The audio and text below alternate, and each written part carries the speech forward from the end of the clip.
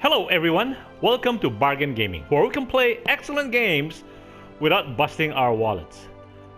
In this episode, we just finished Mass Effect Andromeda, and it was a fantastic ride.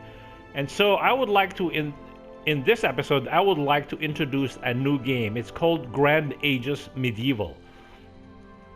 And this is, initially, unlike Mass Effect, in Mass Effect, we just jumped in and played.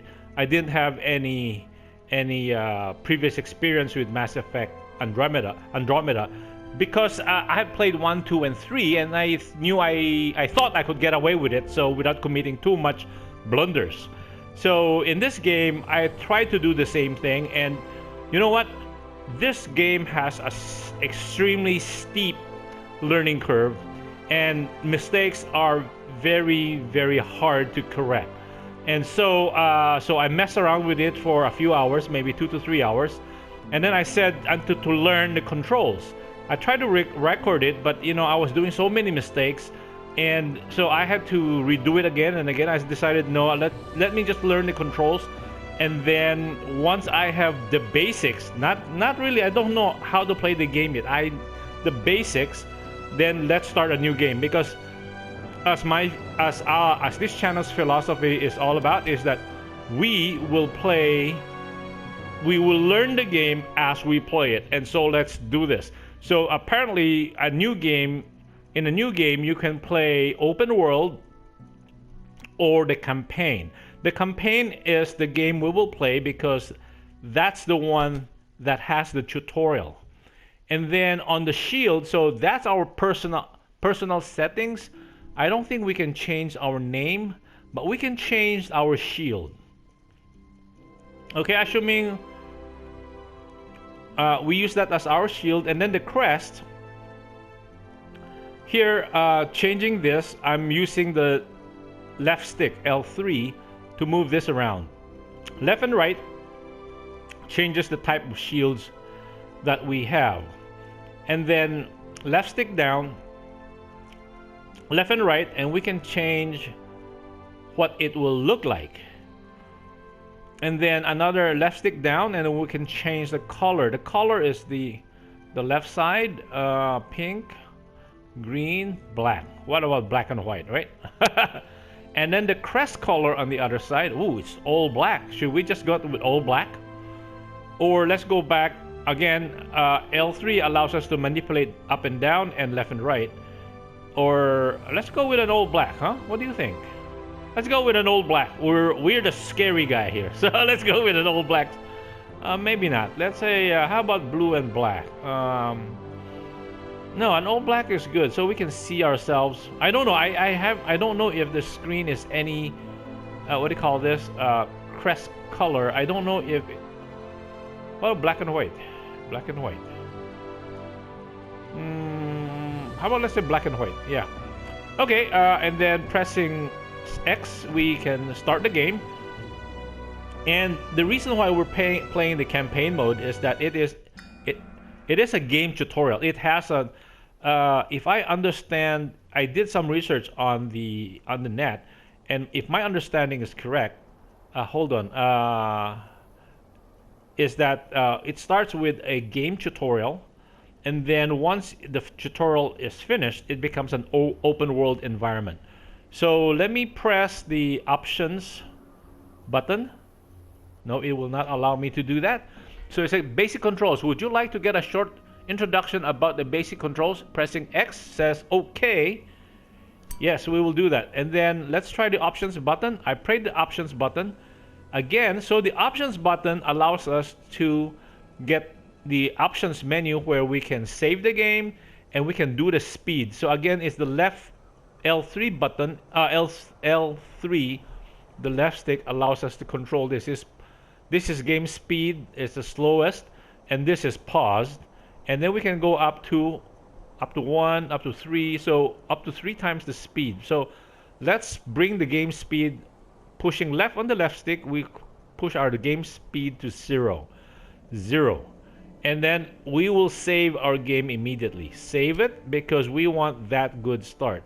So let us, instead of these are my first try. So let us save it on this, but we changed the name. To change that, pressing triangle, we can change the name to campaign. Let's go to the campaign. So this is no, campaign, P-A-I-G-N.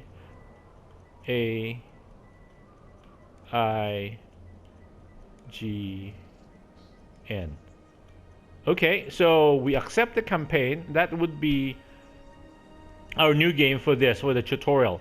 And then and the options menu allows us to turn again. That was navigating. Options button allows us to go to the options menu, and then the left stick up and down allows. Sorry about the fire engine. The options menu, the left stick allows us to go to the options menu, and then we can change the gameplay. So subtitles is on so that you guys can see it. So because sometimes it slows down. So autosave is on, fast forward lock off. I don't know what that means. So again, like I said, and then the shoulder buttons L1 and R1 allows us to move from the different categories. So interface is normal, and then on the sound, I put the overall sounds at about 50%, music about 35-40%, atmosphere maybe a little less too, effects I put it at high, effects, and language definitely high so that you guys can hear it, and videos okay. And then multiplayer, no, we are not doing multiplayer. So pushing the circle button, we go out. And then on our top right hand corner, again, like I said, saving is a very important part of this game. You will see me saving all the time because, like I said, mistakes made here is very hard to correct and costs a lot of money. And primarily although this is theoretically an empire building, again, this is an empire building game that is really, really vast. You know, if we pull back on the map, look at how big the map is. It is all of Europe, including Britain and the northern part of Africa, and then to the northeast all the way. I think based on the little map that we have, all the way up to maybe Moscow or Russia. So we have such a huge map to work with. See, this is the Black Sea, and this is the Caspian Sea. So that is a huge, enormous map. So all the way down to Persia, which is current day Iran, Iraq, and all those stuff. And so we go all the way down to Arabia here, and this is where, this is the Middle East. So this is a huge game, and this is in Northern Africa. So we are starting in a little town called Sofia. Sofia is, I think, more like what, Bulgaria? I think, yeah, it's Bulgaria. So and then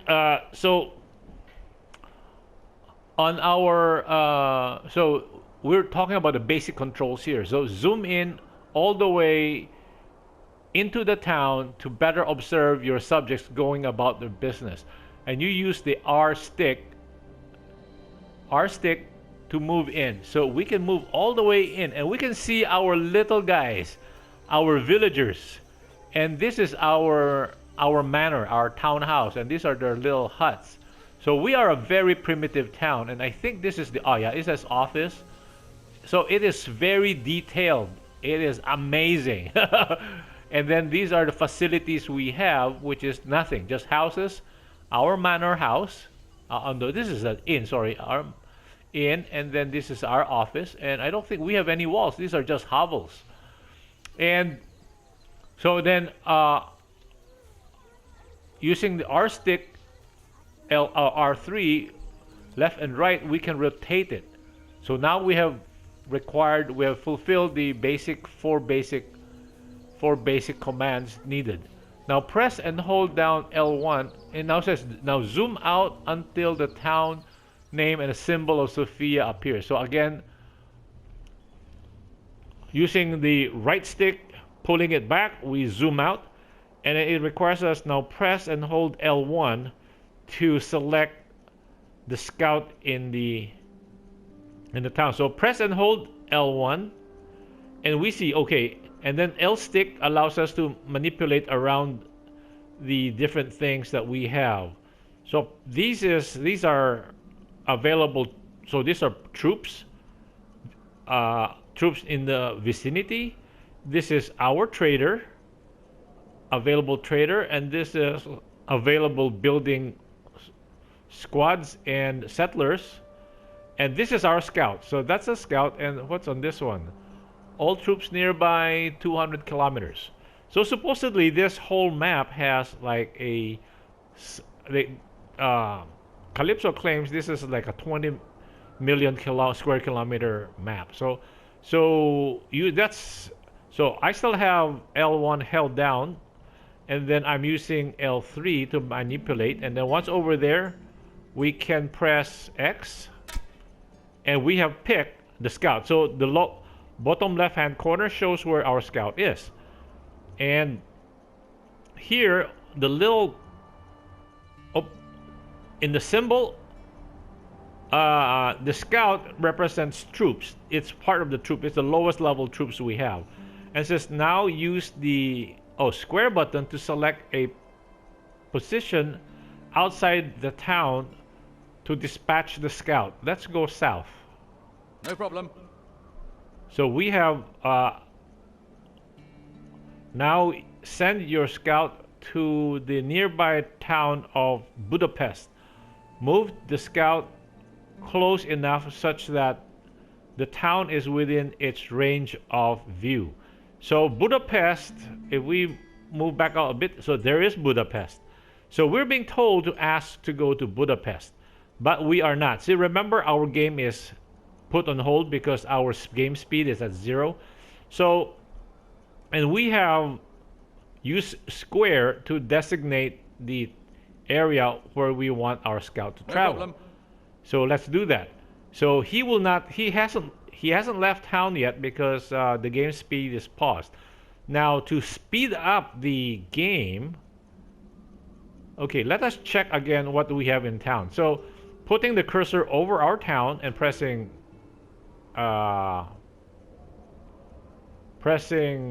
X, nope, it will not allow us to do that. So they have asked us to get the scout to start exploring. That's part of the so now if we press R2, our right trigger, it will speed the clock up to 3 times. Remember, the fastest speed is 3 and the slowest is 0.1, and then 0 is paused. So you will see there goes our scout, and it has discovered Thessalonia. So it's a it's a Greek city. And once our scout is close to it, we can press X and with our cursor over Thessalonia, and then again the L1 or the R1 shoulder buttons allow us to start a diplomacy if we want. We can submit an offer or not. So we're not doing that yet, or we can do that. Again, like I said, pressing circle gets us out of it, right? So I would love to save this game again so that now we will have it on a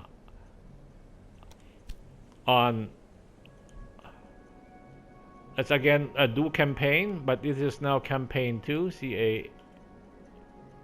CAMPAIGN,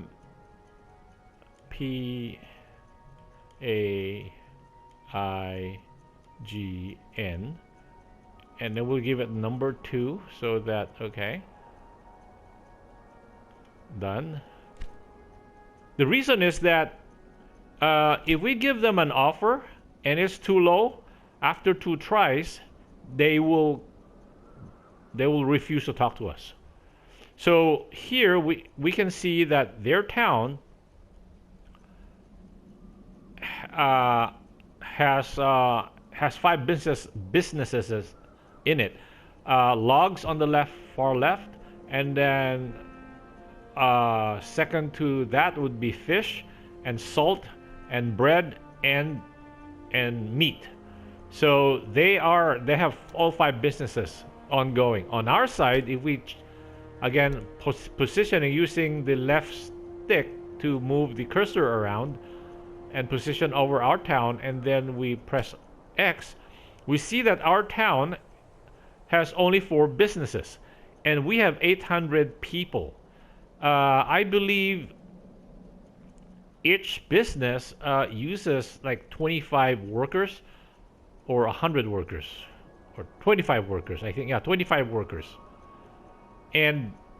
But each worker comes with 3 dependents, so our total population is 800. So we have 50 workers doing logs, 50 workers, this is bricks, 50 workers raising grain, and 50 workers raising fruits. So, and then again, shoulder button going right, R1, it shows that these are what they're producing right now. Okay, let me, pressing circle. Again, press and hold L1, and let's pick our trader. So our trader now shows up. Earlier, we have this. So when we cursor over our scout and we press X, see, our scout is the one showing. It says scout, and he has a name. And then here, if we press and hold L1 and then use the left stick to move to the bag and press X, now it changes to our trader. So again, our trader has okay, so that's our trader. So pressing circle, I got out again. Let us go back, and then using L3, this is our in, and this is, what's that? I don't know what that is. What is that? Oh, that's our office. Sorry, that's our office. Okay, so we come with an in and an office, and in the inn we can recruit trader. Every town every one town we have, we can recruit 1 trader. So for now, again, using R1, we move to the carts. What we want, so with carts highlighted, we can press X. We can make 5 carts because our trader currently is armed with only 1 cart. Right? So when we again press L1 and then go to the bag using L3 and press X, so we have the trader pick as the troop, and then if we highlight, press our cursor over Sophia and press X, and using R1, we can go now to, we can see that we can actually buy stuff. So this is our trader in town. This tells us that the trader can buy and sell stuff in Sophia. And so all those things, so again L3 to move the highlight around, and then also R1 and R2. So this is our manufacturing. This shows the production. This shows what we can trade, or our trader is, because he's the one we picked. And then this shows our consumption. So we are producing on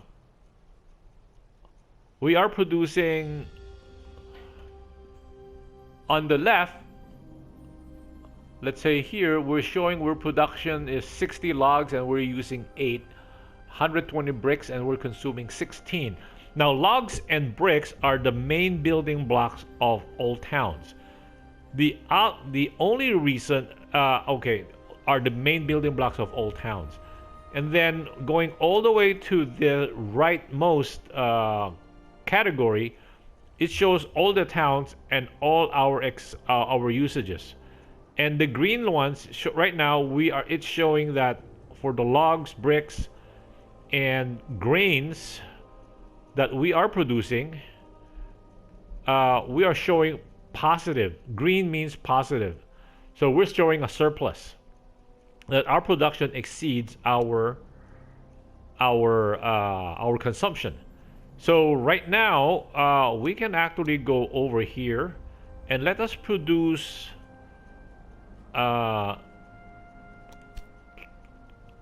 again. So using the L stick, we can move from our office to our inn to the manufacturing facilities. These are our manufacturing facilities. We can manufacture up to 5 types of things here.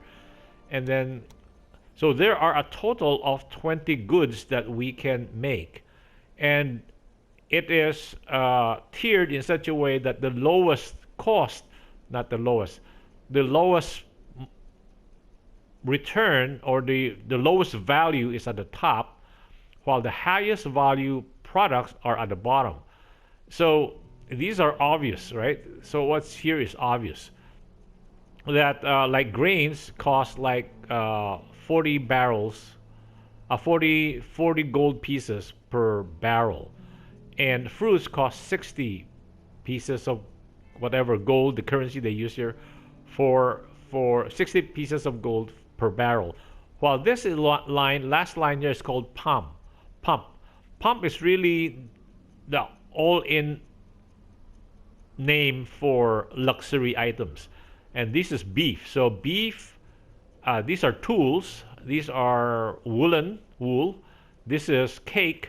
So all of these. So as we go down, we make items of more value. The problem is we're only limited. Each town is limited production facilities of up to 5 items. So by using L3, we go to wood, and we would like to create more stuff so we can start trading. And one of the best items to trade is that these are all good items to trade, right? Except their value is so low. The issue with that is that every manufacturing, like production site we make, has a cost value to it, meaning it costs money to maintain the factory.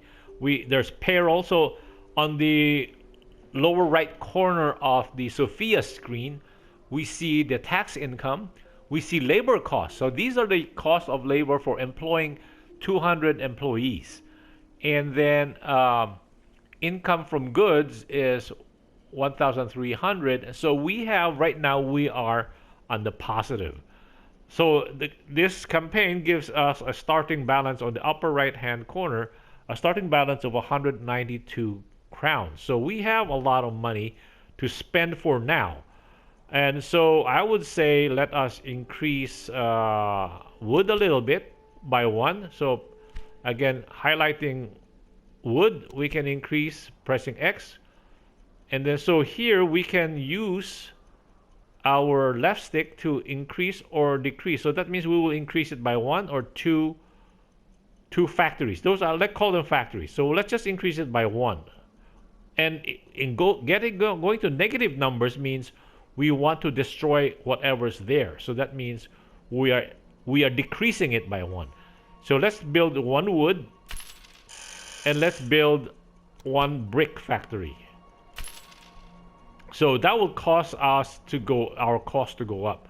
So anyway, our buzzer just went off. So let me cut the episode right here, and I'm looking forward to playing this, because again, this is a massive development campaign, or a empire building game. So I hope you will enjoy it. It's much bigger than Nobunaga's Ambition, and it is very much finely balanced in terms of economics. We cannot just arbitrarily spend on stuff or hire armies. No, we cannot. If we cannot feed them, we will starve. Anyway, so thank you guys for joining me. I hope you will join me in the next episode.